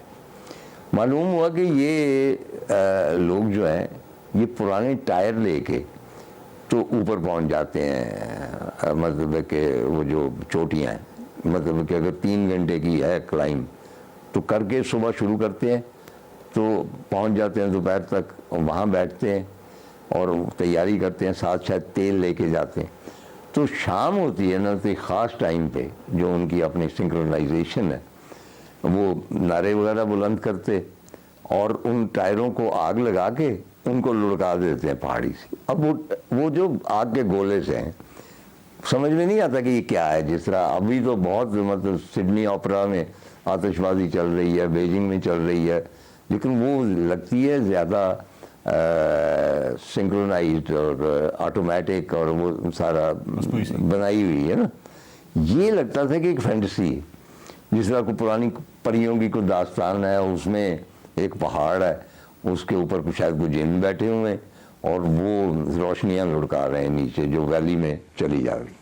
तार साहब, आपने इस किताब में हुंजा की जो रोड है, हुंजा रोड को पाकिस्तान की सबसे खूबसूरत तरीन रोड कहा है और इस बात को कमो बेश 30 बरस से ज़्यादा अरसा गुजर चुका है। आज भी आप अपनी इस बात पे कायम हैं? क्या आज भी जो हाई रोड टू हुंजा या हुंजा रोड जो है पाकिस्तान की सबसे खूबसूरत सड़क है? नहीं, जाहिर है कि वो तो उस लम्हे मौजूद की हकीकत, इस लम्हे मौजूद में तो मतलब काफ़ी पॉपुलेशन भी हो गई है और वो तन्हाई नहीं रही। कुदरत जो है वो जो है वो डिस्टर्ब हो गई है लोगों की। तो आपको पता है कि इस साल इतना टूरिस्ट वहाँ पे गया, इतनी यलगार हुई कि होटलों में जगह कम पड़ गई, लोगों को वापस आना पड़ा क्योंकि प्लानिंग नहीं ना करते, कभी बुकिंग नहीं करवाते। तो वो खामोशी के दिन थे, वो कुदरत के साथ बातें करने के दिन थे। आप जो खुबानियाँ लगी हुई हैं वो सड़कों पे लगी हुई हैं, आप बिल्कुल आप उनको खाएं, जो मर्ज़ी करें, और बाकी नदियाँ हैं और वो खामोश हैं। और सामने नगर की तरफ से हर 10 मिनट के बाद, उस ज़माने में वो कोई लेवल लॉन्च आते थे, उनकी गड़गड़ाहट आ रही। तो हुंजा वाज टोटली डिफरेंट क्योंकि इनके जो बड़े मीर साहब थे ना, वो मेरे वालिद साहब के दोस्त थे और मेरे वालिद साहब से वो फूलों के बीज वगैरह मंगवाया करते थे।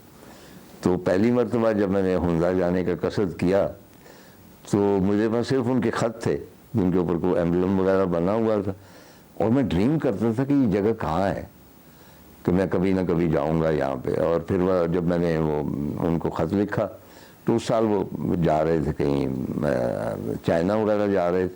तो वो जो हुंजा था ना, मैं फिर दोबारा माजरत के साथ कि मैं ये नहीं कहता कि उनको तरक्की, हर शख्स को हक है सहूलतों का, और वो हम जैसे लोग होते हैं कि जी वैसे ही कच्चे घरौंदे रहें, उनके दरवाजे खुले हों, जहाँ पे आप जाएं अंदर लोग आपको चाय के लिए बुला लें, और एक ओपन सोसाइटी है और उसमें बहुत सारे ऐसे लोग हैं जिन्होंने रावलपिंडी इस्लामाबाद देखा ही नहीं हुआ, गए ही नहीं।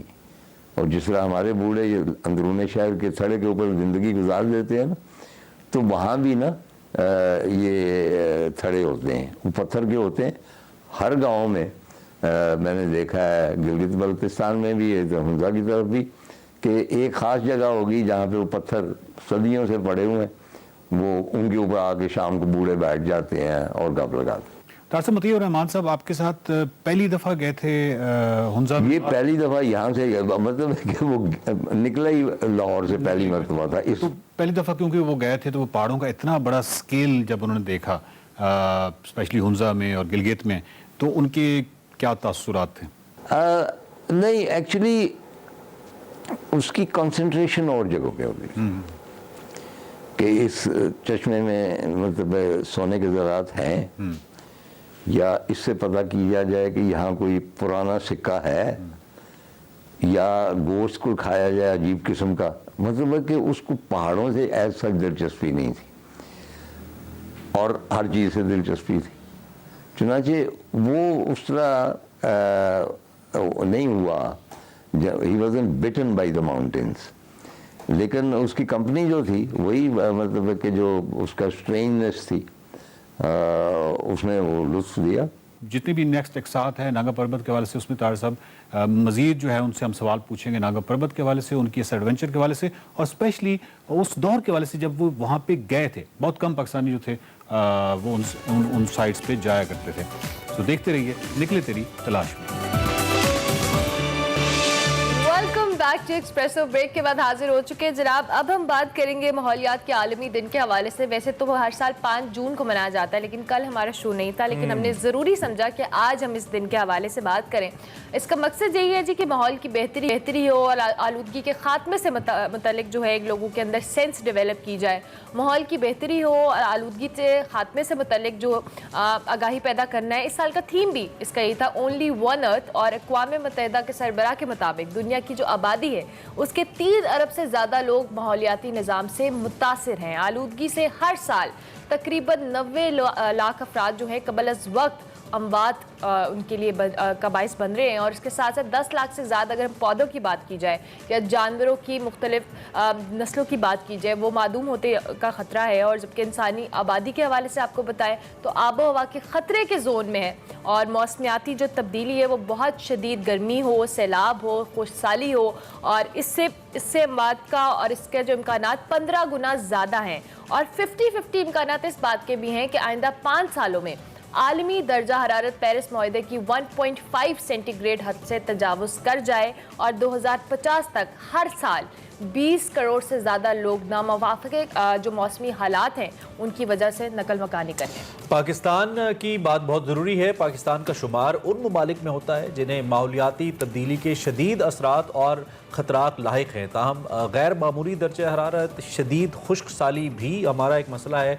आपको मालूम है जंगलात हमारे पास हैं नहीं, जो हैं वो जल रहे हैं माशाल्लाह मुसलसल। पिछले कुछ दिनों से हम सुन रहे हैं ग्लेशियर्स पिघले जा रहे हैं, दरिया खुश्क हो रहे हैं। पानी के इस्तेमाल में एहतियात ना बरती गई तो यकीनी तौर पे हम बहुत बुरे हालात का शिकार होंगे। और कुछ स्टडीज़ ये कहती हैं कि 2050-51 तक पाकिस्तान की आबादी कैन बी 370 मिलियन इस वक्त, और तकरीबन इससे डबल। और फिर रिसोर्सेज आपके पास क्या है ये तो आप देख ही सकते हैं। इस सारे मामले को कंट्रोल कैसे कर सकते हैं या फिर अभी कैसे हम इस पर कुछ बेहतर इनिशिएटिव ले सकते हैं? मरियम शब्बीर हमारे साथ मौजूद है, हमारे माहौलियात हैं। मरियम से बात कर लेते हैं। मरियम, बहुत शुक्रिया। ऑब्वियसली सबसे पहले तो हम बात करते हैं मौसमियाती तब्दीलियों के हवाले से। ऑब्वियसली अक़वाम मुत्तहिदा ने भी खबरदार किया है कि आइंदा आने वाला वक्त कोई इतना हौसला अफजा नहीं है और इसको बड़ा ख़तरनाक करार दिया गया है। ऑब्वियसली हम सबको इस हवाले से एहतियात करनी है। सबसे पहले तो माहौलियाती तब्दीलियों के हवाले से थोड़ा सा इसका बैकग्राउंड हमें बताएं ताकि हम फर्दर इसको कंटिन्यू करें। जी, जैसा कि आपने बताया कि इसका मकसद क्या होता है, तो इस साल की जो थीम है अक़वाम मुत्तहिदा के मुताबिक वो ये है कि आपने ज़मीन को इस तरह से इस्तेमाल करना है कि आपकी जो फ्यूचर जनरेशन है, ज़मीन या नेचर कह लें, ताकि आपके फ्यूचर की जो जनरेशंस हैं उनके लिए भी ये रिसोर्सेज जो ज़मीन के हैं वो बच सकें, ताकि वो उनको इस्तेमाल कर सकें और उसमें जिंदा रह सकें। और बेसिकली उसका जो स्लोगन आपने बताया कि there is no planet B, यानी कि एक ही ज़मीन है, इसी पे हमें रहना है। और ग्लोबली अगर आप देखें तो पूरी दुनिया में जो ज़मीन का इस्तेमाल हो रहा है रिसोर्सेज और डिमांड्स मीट करने के लिए, वो 1.6% जमीनों के बराबर जो है वो जमीन का इस्तेमाल हो रहा है। यानी कि जो जमीन की कैपेसिटी है उससे जो है वो काफी ज्यादा जो है वो पूरी दुनिया इसको इस्तेमाल कर रही है। और ऑफ कोर्स ये काफी जो है वो चैलेंजिंग है। और इस साल की जो अक़वाम मुत्तहिदा जो इसको फोकस करने को कह रहा है वो आपके जो CNP इसको मैं कहती हूँ एक्शंस हैं, और CNP में सबसे पहले क्लाइमेट एक्शंस है, उसके बाद आपके जो है वो नेचर एक्शंस हैं, और थर्ड जो है वो आपके पोल्यूशन एक्शंस है। और ये तीनों के तीनों आप देखें कि जो क्लाइमेट एक्शंस हैं उसके अंदर आपकी इंडस्ट्री, आपकी एनर्जी सेक्टर बहुत ज्यादा जो वेस्ट करता है, आपके ट्रांसपोर्ट सेक्टर जो आप बहुत ज्यादा इमिट करता है, इसमें 6-7 सेक्टर्स ऐसे हैं जो बहुत ज्यादा आपके कॉन्ट्रीब्यूट करते हैं। एग्रीकल्चर आपका कंट्रीब्यूट करता है इस तरह के जो हवा में एमिशंस बहुत ज्यादा होती हैं। इसी तरह जो नेचर्स एक्शंस हैं वो आप नेचर को जो है वो बहुत अनसस्टेनेबली जो है वो हम यूज कर रहे हैं, यानी कि इस्तेमाल उसका बेदरेग हम कर रहे हैं बगैर उसको टाइम दिए कि वो बेचारी आपके रिसोर्सेज जो नेचर है वो हील हो सके और नेचर बेस्ड सॉल्यूशंस जो है उसकी तरफ जाएं, जैसे कि दरख्त लगाएं और इस तरह की काफी सारे और इक़दाम करने की जरूरत है। और तीसरा जो है वो आपकी जी तीसरा बताइए।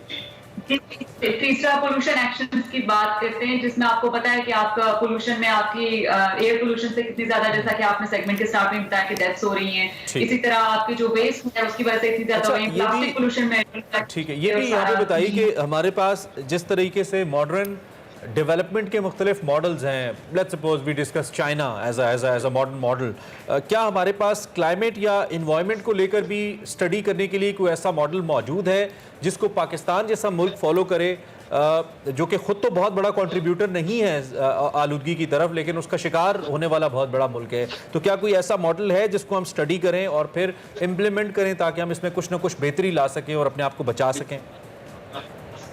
जी बिल्कुल, अगर आप हर सेक्टर को देखें तो हर सेक्टर के लिहाज से हर मुल्क का आपको मॉडल जो है मिल जाएगा, और जो आपका रेलिवेंट पाकिस्तान के लिए ज्यादा फीजेबल हो उसको ऑप्ट कर सकते हैं। जैसे कि पोल्यूशन की मैं बात कर रही थी, तो उसमें आप देखें तो सबसे बेस्ट मॉडल आपको जो नजर आएगा वो आपका जर्मनी का ले सकते हैं, जिसमें आप देखें कि आप उससे लोग कूड़े से लोग जो है वो एनर्जी प्रोड्यूस करते हैं, उसको बिजनेस के तौर पर इस्तेमाल करते हैं और उससे पैसा बहुत ज्यादा कमाते हैं। इसी तरह आप अगर एयर पोल्यूशन की बात करें तो काफी सारे कंट्रीज हैं जहाँ पे एयर पोल्यूशन का इशू होता है, लेकिन अगर आप लेट्स सपोज आपने चाइना का जिक्र किया तो चाइना का मॉडल अगर आप फॉलो करें तो चाइना एक जमाने में बहुत ज्यादा जो है वो एयर पोल्यूशन उसकी पोल्यूटेड रहती थी, लेकिन अब आप देखें कि उसकी चंद जगह ऐसी हैं जो अगर एयर पोल्यूशन की अगर हम बात करें हवाई आलूगी की तो उसमें उनका नाम आता है। बाकी जो उनकी बिल्डिंग्स हैं उनको ग्रीन कर रहे हैं और वर्टिकल बिल्डिंग्स उसकी तरफ जा रहे हैं, तो चाइना के पास भी ऐसे मॉडल है। इस तरह क्लाइमेट एक्शन की तरफ जाएं तो being a environmentalist and climate expert, आप क्या मुतमईन हैं उन इक़दामात से जो अभी तक हमने लिए हैं? ये सवाल मैं जब भी किसी क्लाइमेट एक्सपर्ट से बात होती है मैं करता हूँ, आपसे पहले भी किया था। अब तक जितना इस पर डेवलप हमने किया है आप उससे मुतमईन हैं? अगर नहीं तो हमें मजीद क्या करने की ज़रूरत है? इसमें बतौर रियासत हमारी जिम्मेदारी क्या है और इनफरादी सतह पर बीइंग पाकिस्तानी हमारी क्या जिम्मेदारी है? जी सबसे पहले तो इसमें जो आपकी डेवलप वर्ल्ड है जो कि इसमें कंट्रीब्यूशन कर रहे होते हैं, जो आपके दूसरे ममालिक हैं उनको इसमें कंट्रीब्यूट करने की बहुत ज्यादा जरूरत है टेक्नोलॉजी कैपेसिटी बिल्डिंग की टर्म्स में, और अडेप्टेशन और मिटिगेशन जब पाकिस्तान की बात आती है तो उनको फंड्स ट्रांसफर करने की जरूरत है। सेकेंडली अगर आप अपने कंट्री हम पाकिस्तान में देखते हैं तो उसमें सबसे ज्यादा तो हमें वेस्ट की तरफ किसी हुकूमत ने कोई काम नहीं किया। ये कूड़ा है आपको जगह जगह नजर आता है, नाला लेन में कहीं कितने इश्यूज होते हैं। इसी तरह अगर एक तरफ नेचर बेस्ड सोल्यूशन यानी कि दरख्त बहुत ज्यादा जो है वो पिछली हुकूमत ने लगाए हैं और उम्मीद है कि ये करंट गवर्नमेंट भी इसको कंटिन्यू कर रही होगी, तो एक तरफ तो दरख्त आपके लग रहे हैं लेकिन दूसरी तरफ आपका टिम्बर माफिया इतना ज्यादा स्ट्रॉन्ग है कि वो ये जो आप लगने के वाकयात नजर आते हैं, इसके पीछे कुछ टिकटॉकर्स तो सामने थे ही, लेकिन आपके पीछे टिम्बर माफिया ये बहुत ज्यादा होता है जिस स्टेट से आपके दरख्त चल रहे हैं। ये एक बहुत बड़ा इशू है, तो मेरा ख्याल है गवर्नेंस को मजीद बेहतर करने की जरूरत है। इसी तरह एयर पोल्यूशन की अगर हम बात करें तो उस सेक्टर में भी बहुत ज्यादा जो है मेरा ख्याल है किसी गवर्नमेंट ने कुछ खास इंडस्ट्री की तरफ तवज्जो नहीं दी कि जो वायलेट कर रहे होते हैं आपके लॉज को, जो आपके नेशनल एनवायरमेंटल क्वालिटी स्टैंडर्ड्स हैं, इंडस्ट्रीज को आप करें, उनको हैवी फाइन्स करें, उनको टाइम दें कि वो डेडलाइंस दें कि वो क्लीन टेक्नोलॉजी जो है वो उसमें ट्रांसफर करें। तो काफी सेक्टर्स ऐसे हैं। इसके अलावा जो आपका एमिशंस में कंट्रीब्यूट बहुत ज्यादा ट्रांसपोर्ट सेक्टर कर रहा होता है, पब्लिक ट्रांसपोर्ट जो कि एनवायरमेंट फ्रेंडली हो, ज्यादा हर जगह प्रोवाइड करने की जरूरत है ताकि जो इंडिविजुअल कार्स के ऊपर आपकी ट्रैवलिंग होती है वो कम से कम हो सके। मेरा ख्याल है अगर सेफ पब्लिक ट्रांसपोर्ट हर जगह अवेलेबल हो तो मेरा नहीं ख्याल कि किसी को भी इसमें दिक्कत होगी कि वो अपनी पर्सनल आपने ये स्टेट लेवल पे तो एकदम बताया, ऑब्वियसली बहुत सारी ऐसी चीजें हैं जिन पे कंट्रोल, गुड गवर्नेंस हो या दीगर प्रिकॉशनरी मेजर्स हो जिनको हमें क्लाइमेट चेंज के हवाले से लेना है। एज एन इंडिविजुअल भी, एज ए सोसाइटी भी, हम जिस तरह पानी के इस्तेमाल की बात करें या दीगर चीजों की बात करें, as a individual how can we contribute, हम किस तरह से इसमें अपना रोल प्ले कर सकते हैं? जी एज एन इंडिविजुअल आप देखिए कि जो सबसे बड़ी जिम्मेदारी है वो सस्टेनेबल रिसोर्सेज को हमने किस तरह इस्तेमाल करना है। आप सबसे पहले देखें कि जो हम चाहे वो लड़कियां हैं, लड़के या डिफरेंट जेंडर्स, इसमें मुझे फर्क नहीं करना चाहिए, आप सारे आप देखें कि बहुत ज्यादा हम कपड़े खरीदने के ऊपर जोर देते हैं। कोई भी सीजन आए, चाहे वो शादी है, गर्मी है, सर्दी है, बाहर खजां, और वो कलेक्शन भी इतनी लेविश किस्म की और एडवर्टाइजमेंट भी आती है कि हम रेजिस्ट नहीं कर पाते और जरूरत नहीं भी होती है तो हम कपड़े खरीदते हैं। तो मेरा ख्याल है जो रिपीटिंग आउटफिट होते हैं, कपड़ों को रिपीट करना, कि आपके जो क्लोजेट में पड़े हुए हैं, अलमारी में पड़े हुए हैं, उनको आप निकाल के बार बार पहने, ये बहुत बड़ी आपकी कॉन्ट्रीब्यूशन होगी, क्योंकि आप एक शर्ट जो प्रोड्यूस करते हैं उसमें इतने लीटर आपका पानी जाया होता है। ये आप गूगल करके देखेंगे तो बहुत ही होश उड़ा देने वाले आपको फिगर्स नजर आएंगे। इसी तरह आपके पोल्यूशन में ये इन्वॉल्व होते हैं। इसके अलावा अगर आपके एरिया में पब्लिक ट्रांसपोर्ट है तो उसको जो है वो उसका इस्तेमाल करें, इंडिविजुअल कार्स ना इस्तेमाल करें। और जो बहुत इंपॉर्टेंट फैक्टर ये है कि ये जो लॉन्स हमने बनाए होते हैं और उसमें हम खूब पानी लगा रहे होते हैं, रोज जो गाड़ियां या आपके ड्राइवर्स घरों में धो रहे होते हैं या खुद हम धो रहे होते हैं, इससे बहुत ज्यादा पानी जाया होता है। पाकिस्तान पहले ही वाटर स्ट्रेस असल में ये जो गाड़ी कल्चर है इसने तो मुझे लगता है कि बहुत ही ज्यादा कंट्रीब्यूट किया और बहुत ही ज्यादा नुकसान पहुंचाया। और अब तो जूं वक्त बदल रहा है तो एक एक घर में 3-3 गाड़ियां हैं, वो धुलती भी हैं, वो फ्यूल भी उतना ही खाती हैं, उनकी मेंटेनेंस एंड ऑल, तो और जगह भी उतनी वो लेती हैं। बिल्कुल इसमें ये बात आपकी ठीक है। थैंक यू वेरी मच, आप हमारे साथ मौजूद रही और बहुत कॉम्प्रिहेंसिवली इसके ऊपर हमने बात की। ये एक ऐसा मौजू है जो कि एक दिन से रिलेटेड नहीं है, एक दिन तक महदूद नहीं होना चाहिए, इस पर बात होती रहनी चाहिए। ये बहुत अहम है। कंट्रीब्यूट करें, जो मिनिमम आप कर सकते हैं। उन्होंने बड़ी अच्छी हमने बात की कि आप कपड़े ज़्यादा नहीं खरीदें। ये बहुत दुनिया भर में क्लोजेट रिसाइकलिंग का अमल बहुत ज़्यादा इनकरेजिंग है और दुनिया भर में इसको इनकरेज किया जाता है कि आप अपने कपड़ों को रिसाइकिल करें, उनको दोबारा से यूज़ करें, क्लोजेट रिसाइकलिंग जिसे कहते हैं। चलें जनाब, इस पर मजीद भी बात करते रहेंगे। अभी हम एक ब्रेक लेंगे, ब्रेक के बाद हाजिर होंगे। आप देखते रहिए Expresso. Welcome back to Expresso जनाब। और अब मंडे के दिन हम आपको खिलाएंगे सुबह सुबह बारबेक्यू। वो एक्चुअली आपका मुझे नहीं देखें, फरियाल को देखें। फरियाल खिला रही है देसी फूड में आज बारबेक्यू।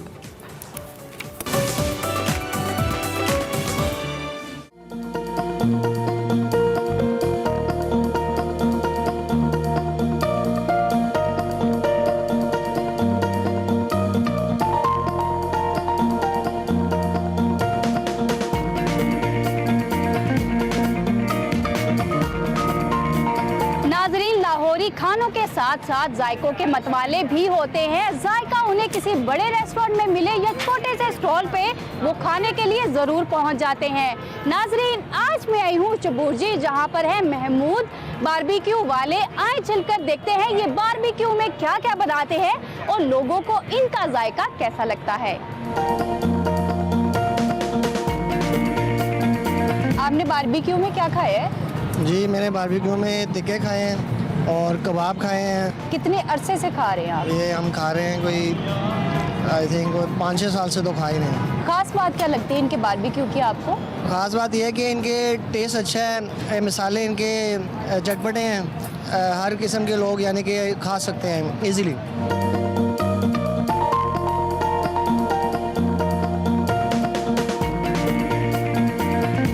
अच्छा, आपने बारबेक्यू खा लिया है? जी, खा लिया। तो आपको इसकी खास बात क्या लगी है? इसकी खास बात क्वालिटी अच्छी है, इनकी चिकन की क्वालिटी अच्छी है, चिकन फ्रेश है इनों का, और मसाले भी अच्छे हैं इनों के, क्वालिटी वाले मसाले हैं।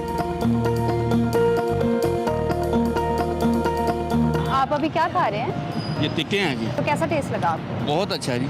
आपको इनके बारबेक्यू की खास बात क्या लगती है जो 20 साल से खा रहे हैं आप? इनके जी मसाले बहुत अच्छे हैं और इनका टेस्ट बहुत अच्छा है और एक ही हाथ के हैं ये। तकरीबन मैंने बहुत जगह से खाए हैं लेकिन ऐसा मसाला और ऐसा टेस्ट कहीं नहीं है। अच्छा, आपने अभी क्या खाया है? हमने यहाँ ड्रम स्टिक खाई हैं, कबाब खाए हैं, विंग्स खाए हैं, जो भी था वो सब हमने थोड़ा थोड़ा मंगवा के खाया। अच्छा, टेस्ट कैसा लगा आपको सबका? अब मैं उनको पहले ही बता रहा था, हम बचपन में खाना खाते थे इधर से, तो आज उसको याद को ताज़ा करने बैठे हुए हैं।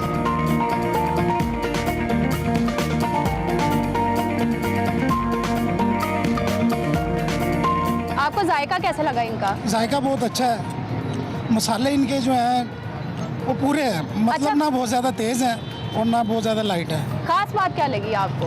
खास बात ये है कि मसाले इनके जो हैं कुछ हटकर हैं और मसाले बहुत ज़्यादा तेज़ नहीं है, जैसे अदरवाइज़ इधर उधर खाते हैं तो मसाले जो है ना बहुत ज़्यादा तेज़ होते हैं। इनके मसाले लाइटली हैं, कोई आम मतलब बड़ी एज का बंदा भी शौक़ से खा सकता है।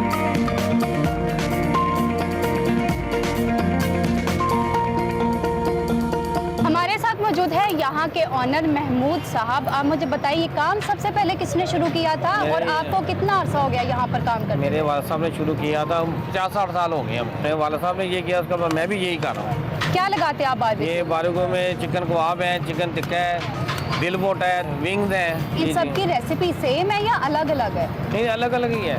अलग अलग है? जी जी। क्या डालते, कौन से मसाला डालते? मसाले हम अपने खुद तैयार करते हैं, मतलब कि अपने मसाले ला के खुद ही तैयार करते हैं। जो है वो टेस्ट अच्छा टेस्ट है, खुद ही मतलब बने बनाए मसाले नहीं लेते हम मार्केट, खुद अपने मसाले तैयार करते हैं।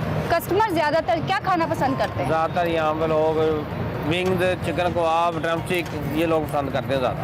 कितने बजे से कितने बजे तक लगाते हैं? 6 बजे लगा लेते हैं, 12 बजे तक होते हैं। अच्छा, खास बात क्या है आपके टिक्कों के जो लोग इतना रश लगा रहता है? खास बात ये है कि टेस्ट अच्छा है, वही टेस्ट है जो मेरे वालिद साहब के दौर का था, आज भी वही टेस्ट है, लोग पसंद करते हैं, सस्ता भी है और म्यार भी अच्छा है। अच्छा, बारबेक्यू के साथ कौन सी चटनी आप देते हैं? वो तो दही के रायता बनाते हैं, पुदीने वाला रायता होता है, बेहतरीन हाजमेदार। बारबेक्यू के साथ ज्यादातर लोग रोटी खाना पसंद करते हैं या नान? नान पसंद करते हैं लोग ज़्यादा। उसकी क्या वजह है कि लोग नान खाना पसंद करते हैं? इसकी वजह ये है कि लोग जो होता है बारबेक्यू के साथ नान इसे पसंद करते हैं, टेस्ट ज़्यादा आता है। इस महंगाई के दौर में आपने रेट बहुत मुनासिब रखे हुए हैं, इसकी क्या वजह है? रेट इसी मुनासिब रखा है कि हर बंदा जो होता है ना मतलब कि आराम से खा सके। अच्छा, शादी ब्याह वगैरह पे भी लगाते हैं? जी जी, ऑर्डर पे भी काम करते हैं, शादी ब्याह पे जाते हैं लाजमी। चले, बहुत शुक्रिया आपका। नाजरीन, मेरे लिए बारबेक्यू आ चुका है। नाजरीन, इसका जायका और मसाले वाकई ही काबिले तारीफ है। आप लोग भी एक बार ज़रूर ट्राई करें। मिलते हैं अगले नए देसी फूड सेगमेंट के साथ। अल्लाह हाफिज़। और प्रोग्राम हमारा तकरीबन इख्तिताम के करीब पहुंच गया। इसका मतलब ये टाइम देखें ना, टाइम वक्त महदूद हो गया। अच्छा जी, तो एंड पे आपको सिर्फ ये बता दें कि पाकिस्तान विमेन क्रिकेट टीम, जिसके बारे में हम उम्मीद कर रहे थे कि वो शायद T20 की तरह वर्ल्ड वनडे में भी क्लीन स्वीप करेंगे, ऐसा नहीं हुआ। तीसरे और आखिरी मैच में श्रीलंका ने पाकिस्तान को 93 रन से हरा दिया। पाकिस्तान की टीम 261 के जवाब में 167 रन बनाकर पूरी टीम पाकिस्तान की आउट हो गई और इस तरीके से ये सीरीज़ पाकिस्तान 2-1 से जीत तो गया लेकिन क्लीन स्वीप नहीं कर पाया। और दूसरी जानिब हम अगर जो इंटरनेशनल चैंपियनशिप है इसमें पाकिस्तान के पॉइंट्स की बात करें तो पाकिस्तान के 4 पॉइंट्स हो गए हैं। और जैसा कि हमने इससे पहले इन डिटेल बात की थी कि पाकिस्तान अगर किसी टीम से जीत सकता है, पाकिस्तान विमेन टीम, तो वो बांग्लादेश है या श्रीलंका है। लेकिन इस दफ़ा हम उनसे भी एक मैच हार गए। So this is a questionable thing. Pakistan cricket board को विमेन क्रिकेट की जानिब खुसूसी तवज्जो देनी होगी और टीम को भी सोचना होगा कैसा एग्जैक्टली परफॉर्मेंस थोड़ी बेहतर करने की जरूरत है डेफिनेटली। लेकिन जनाब, हमने आपके साथ ये शेयर कर लिया, अब भी शो का वक्त खत्म हो गया है। आपसे हमारी मुलाकात होगी अब कल। फीडबैक हमारे सोशल मीडिया हैंडल्स पे लाजमी दीजिएगा। कल तक के लिए हमारी तरफ से अल्लाह हाफ़िज़।